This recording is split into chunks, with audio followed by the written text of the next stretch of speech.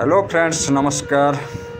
आपण माने विवाह को लेकिन अनेक प्रकार मत देखिथिबे किंतु आपण यह जानि नथिबे कि यह किभଳି ओ केउ बळी होइथाय।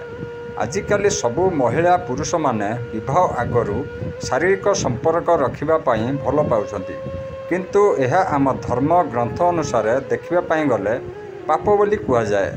आगरू अनेक स्त्री माने विवाह आगरू शारीरिक संपर्क रखिछंती जहा द्वारा सेमाने खराब होई नाहंती। कहिबार माने हेउची कि किछि लोक माने एहार खराब माने बाहर करुछंती। जेउ माने आगरू निज पसंदर पुरुषंक सह विवाह करुथिले सेमाने गंधर्व विवाह करुथिले बोली कुहा जाए। किछि महिला माने एहा करुथिले किंतु आजिकाली जेउ भली एक रु अधिक लोकंक सह संपर्क रखिबा पई सेमाने चेष्टा करुछंती ताहा पई सेमाने एहा जानि नाहंती कि यह केते खराब होइथाय। जेउ भली आपण माने निज मनरे अनेक कथा को रखि थांती आम मस्तिष्क सबु किछि को निज मुंडरे रखि थाए किंतु सेमाने किछि खराब अनुभूति को मनरे रखिबा सह किछि भलो अनुभूति को मध्य मनरे रखि थांती।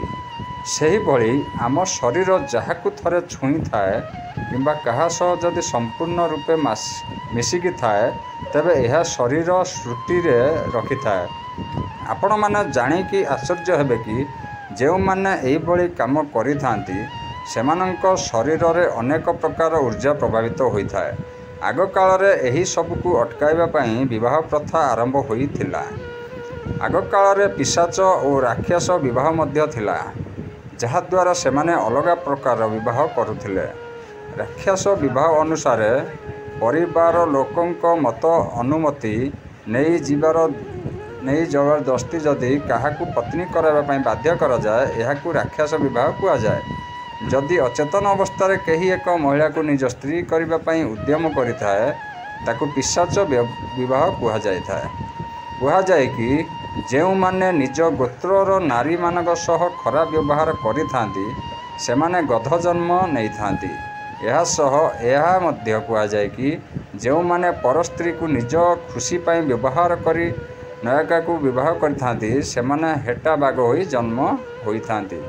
धन्यवाद। लाइक सब्सक्राइब करने को भूलंतु नहीं। जय जगन्नाथ जय जगन्नाथ जय जगन्नाथ।